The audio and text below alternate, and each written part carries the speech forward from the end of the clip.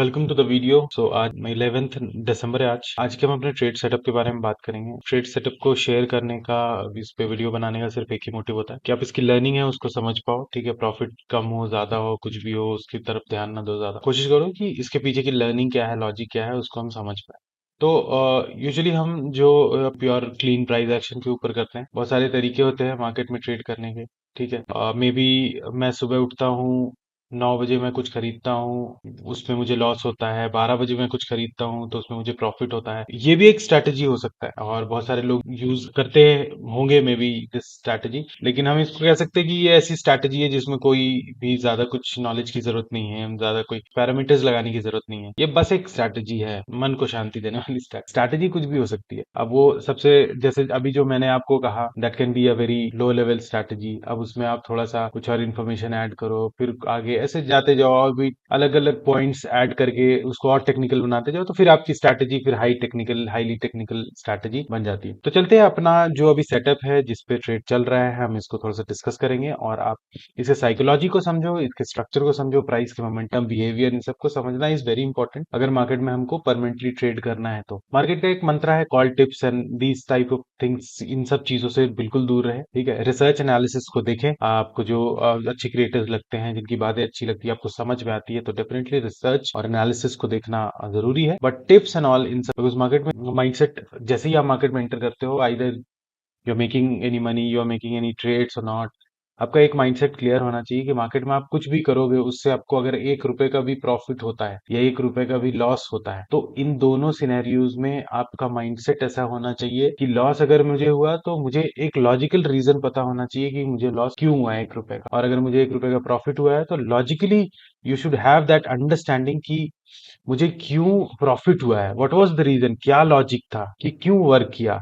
ठीक है, may be it can be वो वाला स्ट्रैटेजी जो मैंने डिस्कस किया कि भाई 12 बजे खरीदता हूँ तो मुझे लॉस नहीं होता, मुझे प्रॉफिट होता है। मे बी इतना फुलिश चीज भी रहे, बट एक रीजन होना इज वेरी इंपॉर्टेंट। ठीक है, आने वाले टाइम में हम मार्केट के साइकिल को डिस्कस करेंगे, देखते हैं इस ट्रेड को। तो अगर हम सबसे पहले बीटीसी यूएसडी को वनडे के टाइम फ्रेम पे देखें, तो वनडे के टाइम फ्रेम में अगर हम देखते हैं तो हमको लाइक यहाँ पर एक हमको होल्ड देखने को मिला था, फिर हमको एक मोमेंटम देखने को मिला, फिर यहाँ से धीरे फिर इसको ड्रैग कर दिया गया, फिर से ये ऊपर की तरफ देखने को मिला, और ये जैसे कि ये एक हॉल्ट था, देन फिर हमको एक मोमेंटम देखने को मिला, फिर यहाँ पे एक हॉल्ट था, मतलब दिस एक हायर लोज जैसा पैटर्न, डाउ थ्योरी अगर आपने पढ़ा होगा तो आप जानते होंगे कि उस तरह के पैटर्न में तो लोज बना, एंड देन फिर ये लो था, और ये लाइक इसको बेस बना के ये ऊपर गया, फिर इसको बेस बना के ये ऊपर गया, अगेन ये बेस बना रहा है। तो कहीं ना कहीं अगर हम देखें कि तो ये पूरा का पूरा लेवल है, ये थोड़ा सा यहाँ पे हॉल्ट कर गया है, मोमेंटम दिख नहीं रही है जैसा मोमेंटम में अब पहले के दिनों में। लाइक अगर आप यहाँ पर देखो, यहाँ से कंटिन्यूअसली हमको कितने कैंडल्स देखने को मिले, इतना इतना बड़ा हमको ट्रेंड देखने को मिला। ठीक है, तो इस ट्रेंड के बाद ये हम ऐसा कह सकते हैं कि ये हॉल्ट है, और हॉल्ट है उसके बाद हमको कोई बहुत ही स्ट्रांग बाइंग सेलिंग दिखती है आइदर साइड, तो फिर आने वाले टाइम में उस तरह का मोमेंटम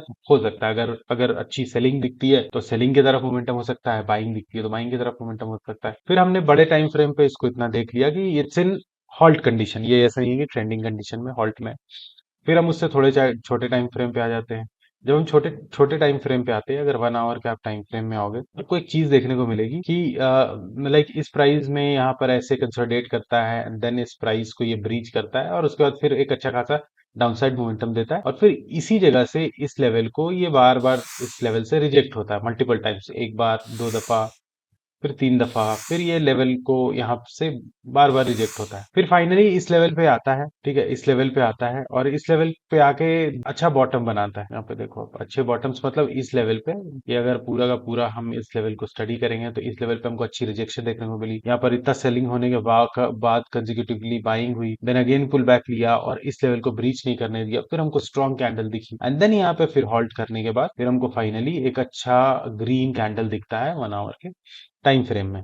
अगर हम 15 मिनट्स में चले जाएंगे तो 15 मिनट्स में भी ये चीज, ये लेवल है, ये लेवल है, यहाँ पर हमको इन लेवल से हमको रिजेक्शंस देखने को मिले, एंड फाइनली यहाँ पे कंसोलिडेशन ब्रेकआउट मिला, ब्रेकआउट करने के बाद थोड़ा सा मोमेंटम हुआ, एंड देन फिर हमको एक पुल बैक मिला, और यहाँ से फिर हमको एक अच्छा सा सपोर्ट देखने को मिल रहा है। प्राइस की जो स्टडी है वो हमको स्ट्रांग लग रही है कि यहाँ यहाँ पे एक हमको एक अच्छा हॉल्ट मिला था, this can be a good support area, फिर यहाँ से हमको एक ब्रेकआउट मिला, एंड देन फिर ये लोअर बना रहा है, ये यहाँ पे लोअर लोज बना रहा है, देन अब इस लेवल पे ये एक लेवल है जहाँ पे कुछ सेलर्स बैठे हुए हैं, इसके ऊपर अगर ये निकलता है तो हमको एक अच्छी बाइंग देखने को मिल सकती है इसमें, ठीक है। तो दिस वाज द एनालिसिस, ये एक सिंपल एनालिसिस है, ठीक है। प्राइस एक्शन के बेस पे, प्राइस के मोमेंटम से, प्राइस के कंडीशंस पे, तो मैंने बहुत छोटा सा क्वांटिटी लिया है 0.002 BTC, ठीक है।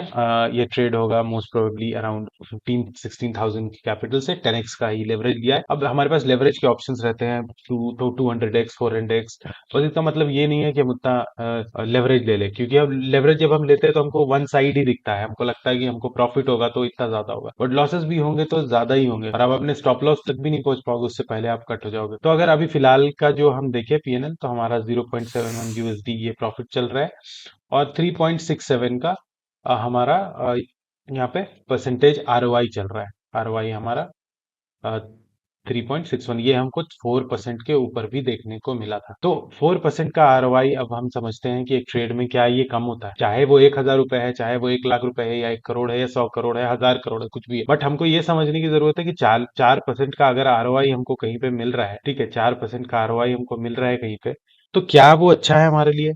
डेफिनेटली अच्छा है। अगर हम दूसरे इंस्ट्रूमेंट्स देखें, लाइक इन्वेस्टमेंट के इंस्ट्रूमेंट्स देखें, या इन्वेस्टमेंट के इंस्ट्रूमेंट, ठीक है, यहाँ पे रोज ट्रेड्स होते हैं, तो आप सिर्फ डेली बिजनेसेस को भी स्टडी करो। अगर कोई एक रेस्टोरेंट का बिजनेस है, और कोई क्लोथिंग का बिजनेस है, गारमेंट्स का बिजनेस है, या फिर कोई और भी शॉप्स हैं, बहुत अलग अलग तरह के बिजनेसेस होते हैं, तो आपको क्या लगता है कि वहां पे इन्वेस्टमेंट क्या है? लाइक 1 लाख रुपीज इन्वेस्टमेंट है, तो क्या वो 4,000 रुपीज पर डे कमा रहे हैं? और अगर कमा रहे हैं 4,000 रुपीज, तो क्या वो सफिशियंट है? ऑब्वियसली बहुत सफिशियंट है। अब अगर मान ले किसी की कपड़े की दुकान है, उसने इन्वेस्ट किया हुआ है अपने दुकान में 10 लाख रुपीज, ठीक है, 10 लाख रुपीज का इन्वेस्टमेंट है। अब उसको रोज का सेल है, लेट्स से 5,000 रुपीज का सेल है, ठीक है, 5,000 रुपीज का सेल हो रहा है पर डे।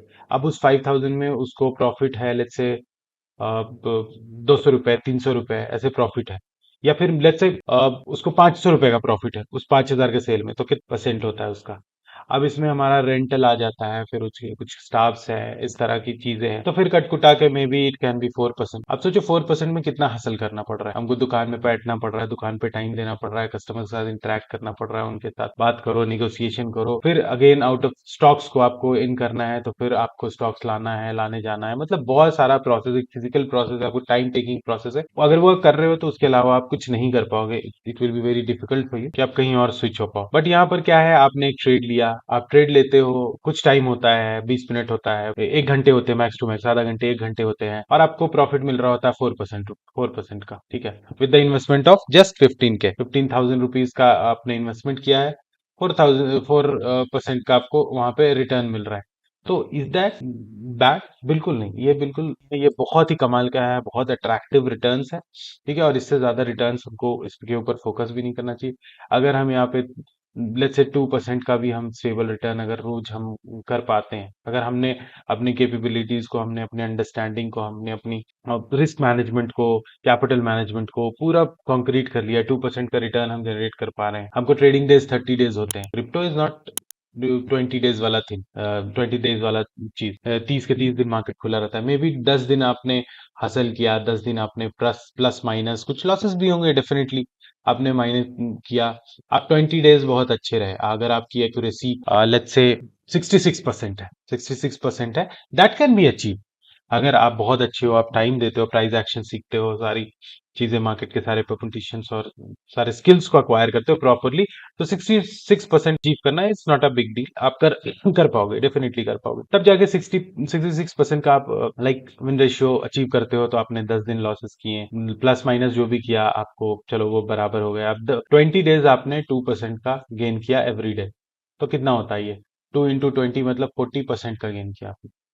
अब एक महीने में 40% का गेन आपके आरओआई में, चलो आप इसमें से हम और 10% डिडक्ट कर देते हैं, अनसर्टेनिटी हैपन, आपने कहीं पे अब ट्रेड में आप इमोशनल हो गए या कुछ और हो गए, फिर भी 30%, तो 30% रिटर्न इन योर इन्वेस्टमेंट, क्या ये कमाल का नहीं है? अगर हम इसको साल में देखें तो इट बिकम्स 360%, तो ये कितना कमाल का है। बट हमको बहुत ही राइट नॉलेज के साथ मार्केट में आना पड़ेगा, बहुत ही राइट अप्रोच के साथ आना पड़ेगा, बहुत ही जेन्युइन एक्सपेक्ट करने पड़ेंगे। अगर हम आएंगे, हमने 5,000 रुपये हम लेके आए और हमको एक दिन में ही 5,000 रुपये कमाना है और हर दिन 5,000 रुपये कमाते रहना है, तो इट्स लाइक 100% आपको रोज गेन करना है, तो डेफिनेटली आप सही माइंडसेट से नहीं हो। Because it is purely business, ये कोई जुआ नहीं है, गैम्बलिंग नहीं है। अगर इस तरह से आप लोगे तो आप हर चीज में फेल होने वाले हो। अगर आप अब जाओगे आईआईटी का प्रिपरेशन करने एंड फर्स्ट डे ही आप बोलोगे कि दूसरे दिन मेरा आईआईटी क्रैक हो जाए, फॉर्म निकलने की भी इंतजार नहीं करोगे आप कि फॉर्म फिल करने की जरूरत नहीं है, बस कल के कल हो जाए कैसे, आप फेल हो जाओगे।